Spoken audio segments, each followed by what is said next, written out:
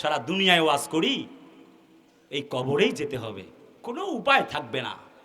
আহা আহা, চলে যেতে হবে। নিজেকে অসহায় মনে হয়, চলে যেতে হবে এই কবরে। মানুষ দুনিয়ায় কেউ কারো না। Actually nobody in the earth is not for anyone. এই পৃথিবীতে কেউ কারো নয়। যখন স্বার্থ ফুরিয়ে যায় তখন মানুষ লাশের মতো ভারী হয়ে যায়। কথা বলে না কেন বন্ধুরা? সময় তো অল্প, সেই জন্য করে বলছি যে আল্লাহর জান্নাত পাওয়াবে আল্লাহর এই কোরআন। অতএব আল্লাহর কোরআন যদি আমরা প্রতিষ্ঠিত করতে পারি সমাজে, তবেই আল্লাহ রাব্বে কারীম সুবহানাহু ওয়া তাআলা আমাদেরকে জান্নাতের মালিক বানায় দিবে। অতএব বলেন তো, এই কোরআন মানার দরকার আছে না নাই?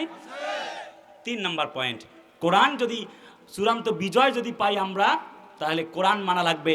3 নাম্বার, কোরআনটা যদি আমরা পার্লামেন্টে নিয়ে যাই, সুদ বন্ধ হয়ে যাবে, জাকাত ভিত্তিক অর্থ ব্যবস্থা চালু হয়ে যাবে। কথা বলেন না কেন, ঠিক কিনা? 4 নাম্বার, আকিমুস সালাহ ওয়া আতুজ যাকাহ।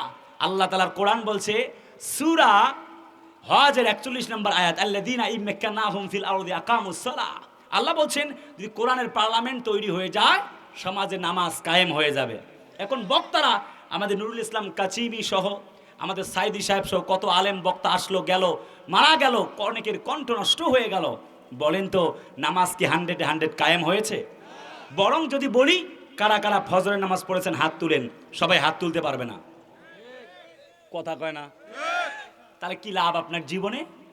আমাদের এলাকায় এক পাগলা আছে, ওকে দেখি প্রত্যেক আমার মাহফিলে গিয়ে 50টা টাকা চায়। বললাম, এই পাগলা, তুমি কি নামাজ পড়ো? কয়, হুজুর আমি নামাজ পড়ি না। বললাম, কাহিনী কি?